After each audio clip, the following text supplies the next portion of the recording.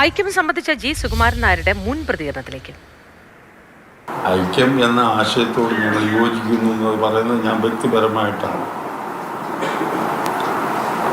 അത് NSSന്റെ യോഗം കൂടി അത് അധികാരപ്പെട്ട യോഗത്തിൽ അവതരിപ്പിച്ച് അത് അംഗീകരിപ്പിച്ചെടുക്കണം എന്നുള്ളത് അതെൻ്റെ ഔദ്യോഗിക ചുമതലയാണ്. അത് ഞാൻ ചെയ്യും. അവരുമായിട്ട് ഇപ്പോൾ അനൈക്യമൊന്നും ഇല്ലായിരുന്നു.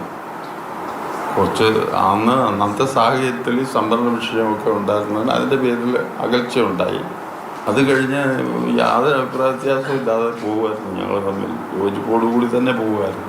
ഇപ്പോഴത്തെ അതൊന്നുകൂടെ എടുത്ത് നടപ്പാക്കേണ്ട ആവശ്യം, ഈ കാലഘട്ടത്തിൻ്റെ ആവശ്യം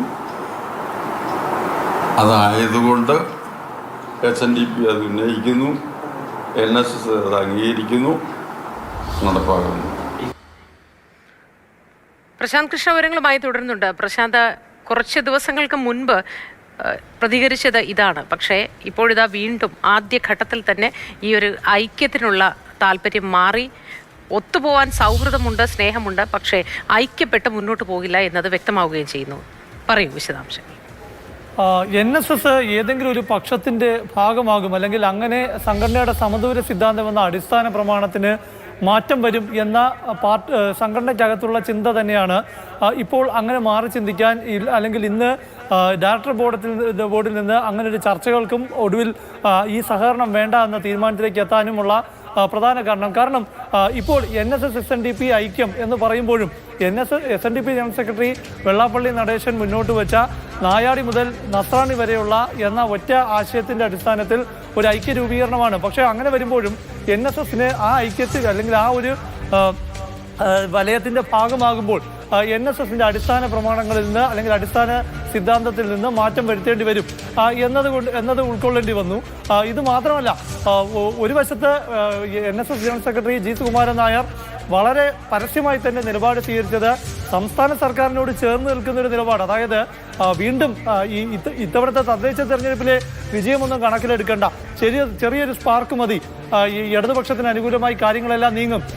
അപ്പോൾ പിണറായി വിജയൻ സർക്കാരിനെ പിന്തുണയ്ക്കുന്ന രീതിയിൽ, അല്ലെങ്കിൽ അങ്ങനെയാണ് NSSന്റെ ലൈൻ. അത് ശബരിമല വിഷയത്തിലടക്കം സ്വീകരിച്ച നിലപാട് ആവർത്തിച്ചുകൊണ്ട് അദ്ദേഹം കഴിഞ്ഞ ദിവസം നടത്തിയ, അല്ലെങ്കിൽ ഒരു 7 ദിവസം മുമ്പ് നടത്തിയ വാർത്താ സമ്മേളനത്തിൽ പറഞ്ഞ കാര്യങ്ങളെല്ലാം തന്നെ ഒരു വശത്ത് UDFനെ വലിയ തോതിൽ വിഷമത്തിലാക്കുന്നതാണ്, പ്രതിസന്ധിയിലാക്കുന്നതാണ്. ഒപ്പം തന്നെ BJPക്കും കൃത്യമായ ഉന്നമിട്ടുള്ള ആക്രമണം ഉണ്ടായിരുന്നു.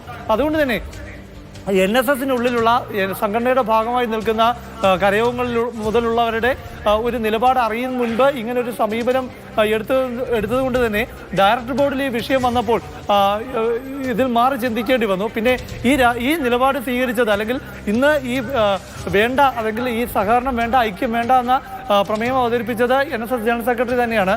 അതിൽ പ്രധാന കാരണം ഇതിലൊരു രാഷ്ട്രീയ നീക്കം, അല്ലെങ്കിൽ രാഷ്ട്രീയ ലക്ഷ്യത്തോടെയാണ് ഈ ഒരു സഖ്യം എന്നത് NSS മുൻകൂട്ടി കണ്ടു, അല്ലെങ്കിൽ മനസ്സിലാക്കിയതിൻ്റെ അടിസ്ഥാനത്തിലാണ്. കാരണം SNDP യോഗം ജനറൽ സെക്രട്ടറി വെള്ളാപ്പള്ളി നടേശൻ ഈ സുകുമാരൻ നായരുമായി, അല്ലെങ്കിൽ NSSുമായുള്ള ഒരു ഐക്യത്തിന് ജി സുകുമാരൻ നായരുമായുള്ള ചർച്ചകൾക്കായി നിയോഗിച്ചത് തുഷാർ വെള്ളാപ്പള്ളിയാണ്. തുഷാർ വെള്ളാപ്പള്ളി NDA മുന്നണിയിലാണ്, BDJS പാർട്ടിയുടെ നേതാവാണ്. അങ്ങനെ വരുമ്പോൾ ഒരു രാഷ്ട്രീയ നേതാവിനെ ഇത്തരം ചർച്ചകൾക്ക് നിയോഗിക്കുമ്പോൾ അതിന് പിന്നിലുള്ള വലിയ രാഷ്ട്രീയ താല്പര്യങ്ങൾ തന്നെ ഉണ്ട് എന്ന തിരിച്ചറിവ്, എന്ന ബോധ്യത്തിൻ്റെ അടിസ്ഥാനത്തിലാണ് ഇപ്പോൾ തന്നെ മുളയിലെ തന്നെ ഈ സഖ്യം വേണ്ട എന്ന് നുള്ളിക്കളഞ്ഞത്.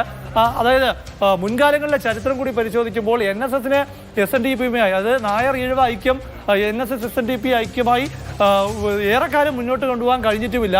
അത് വളരെ പഴയ ചരിത്രം എടുത്താൽ മന്നത്ത് പത്മനാഭന്റെയും കാലം മുതലുള്ള